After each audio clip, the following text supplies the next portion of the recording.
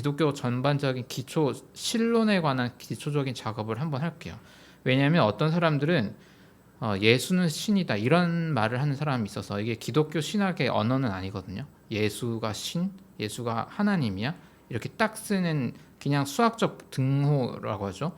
그렇게 해버리는 경우라면 교회에서 약간 예배만 드리고 집에 가는 거를 오랫동안 하신 분은 그렇게 말할 수 있는데 그렇게 심플하게 예수가 신입니다 이렇게 하진 않아요. 그래서 이 부분에 대한 정리가 조금 돼 있어야 이제 십자가가 어떤 의미일까를 우리가 고민해 볼 수 있을 것 같습니다. 그걸 위해서 일단 예수님에 관한 이야기를 하기 전에 구약 성경부터 계시되어 온 우리가 믿는 신에 대한 개념을 한번 재정리를 해야 할 필요가 있다는 것이 제가 최근 한 3개월 정도 동안 제가 반복적으로 얘기하고 있는 거예요. 뭐냐면 산타 할아버지처럼 생각하면 안 된다.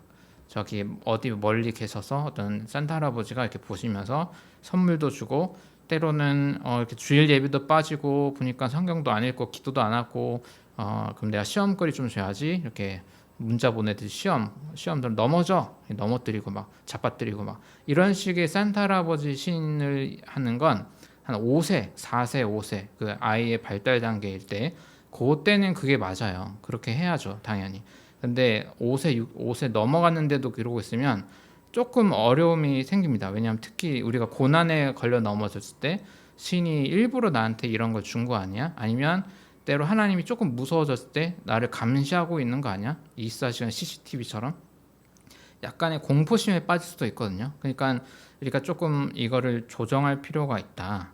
이거 하려면 좀 다음 단계로는 특히 구약 성경에 많이 묘사되는 야훼라는 하나님의 인격적 묘사 그것을 우리가 이해할 때 또한 신에 관한 어떤 신앙의 이해를 표현하기 위한 하나님의 인격적 묘사라는 것에 대한 관념 예를 들어서 에덴 동산에서 하나님이 이렇게 걸어다니면서 아담아 너 어디 있어 할 때 이 스토리를 통해서 신앙 고백을 하고 싶은 거지 하나님이 진짜 걸어다니시고 아담 부르시고 이런 걸로 이해하면 조금 어렵다. 그래서 약간의 시적인 감수성, 예술적인 감수성이 있어야 성경을 첫 페이지부터 읽어나가는데 도움이 된다. 이런 것입니다.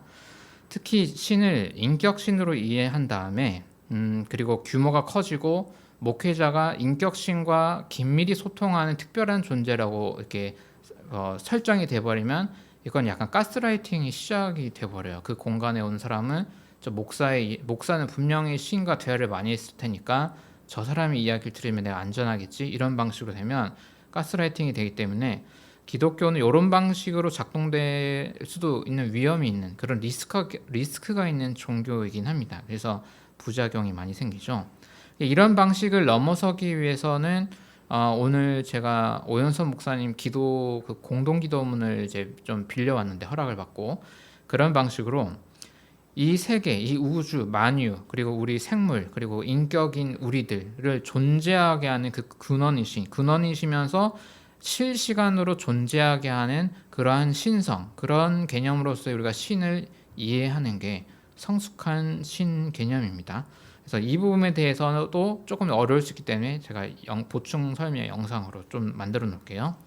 자, 1번 요 신에 관한 개념이 이렇게 이해가 되면 두 번째 우리가 교회에서 쓰는 언어 성령에 관한 개념이 있습니다. 그거는 이제 신의 영, 하나님의 영, 거룩한 영이라고도 하고 하나님의 영이라고도 하고 막 줄여갖고 성령이라고도 하는데요. 이건 하나님이 우리가 사는 이 세계 안에서 어떤 활동하는 창조해내는 에너지, 사람들을 이끌어가는 그 활동력 이런 것들을 표현하는 신앙의 종교 언어예요. 하나님의 영. 이 영이라는 개념은 기독교 안에 들어오기 전부터 이미 물리적 개념, 정신적인 개념 이 모든 걸 종합적으로 표현하는 개념입니다. 영이라는 단어 자체가 우리 개인에게는 어떤 의미냐면 우리가 기도를 하고 주일에 예배를 오고 또 이렇게 마음에 맞는 사람들 만날 때 힘이 솟잖아요. 이제 그런 정서적인 거 그리고 활동적인 모든 에너지를 끌어올려 주시는 하나님의 신비 그거를 하나님의 영, 성령이 이끌어 주신다라고 기독교인들은 신앙 고백하는 거예요. 하나님의 활동성이라고 생각하면 되죠.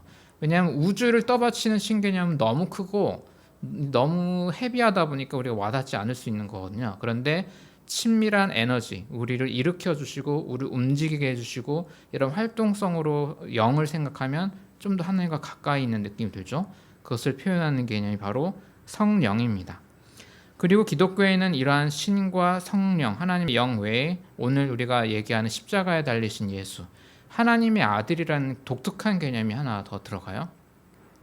예수를 신앙 고백의 언어로 말할 때 하나님의 아들이란 언어도 쓰고요. 사람의 아들이란 언어도 쓰고 메시아, 그리스도, 메시아와 그리스도는 같은 신앙 고백입니다. 메시아, 그리스도 여러 가지 언어로 예수를 신앙 고백 언어로 표현합니다. 예수는 하나님, 그래서 신학에서는 신의 현현이다 뭐 이런 표현을 많이 하거든요. 하나님이 이 예수를 통해서 그분의 신성이 세상에 좀 더 구체적으로 드러났다라고 표현하는 거죠. 그리고 예수의 삶과 그리고 죽음과 부활을 통해 신성의 특별한 계시가 일어났다라고 믿는 거고요. 요한복음에 같은 경우에 보면 로고스가 몸을 입었다, 사르스를 입었다라는 표현을 쓰는데요. 이 로고스는 고대 세계에서도 어떤 이 세계의 논리적인 정합성, 신의 어떤 신비성 여러 가지를 표현하는 언어예요. 그게 우리가 사는 세계에 가까이 우리가 이해할 수 있는 방식으로 왔다라는 거가 이제 예수가 하나님 로고스가 몸을 입었다라는 얘기를 합니다. 이거 또 로고스가 가장 최고 신성 그 자체는 아니거든요. 그러니까 그 당시 언어를 통해서 예수에 관한 여러 가지 신앙 고백을 하는 거죠. 헷갈릴 수 있는 거는 제가 생각할 때 예를 들어서 예수가 부활할 때 요한복음에 보면은 도마가 의심하잖아요. 의심하다가 부활한 예수를 만났을 때 나의 하나님 이런 표현이 한 번 나오긴 해요, 성경에. 근데 그게 예수를 보면서 제 생각에는 예수에 관한 신앙 고백, 선생으로서의 신앙 고백, 뭐 여러 가지 맥락의 신앙 고백과 함께 예수를 일으킨 하나님에 관한 신앙 고백까지도 포함됐을 때 나의 하나님 이런 신앙 고백도 가능할 거라고 생각하거든요. 우리가 놀랐을 때 지저스 크라이스트 막 하면서 탄식이 나오잖아요. 예수를 믿든 안 믿든. 그런 방식의 그 신앙 고백, 그런 단어 하나를 가지고 성경의 모든 논리를 다 끝내고 예수가 야훼구나 이렇게 가는 건 어려워요. 일단 제가 신학교에서 살아있는 신학자 중에 예수와 신을 같은 거다라고 한 사람을 본 적은 없거든요. 혹시 있으면 알려주시면 그런 인간도 있긴 있다라고 제가 알려드릴 텐데 제가 만난 적은 없어요. 약간 그래서 이런 거를 조금 고민을 해보면 좋겠고요.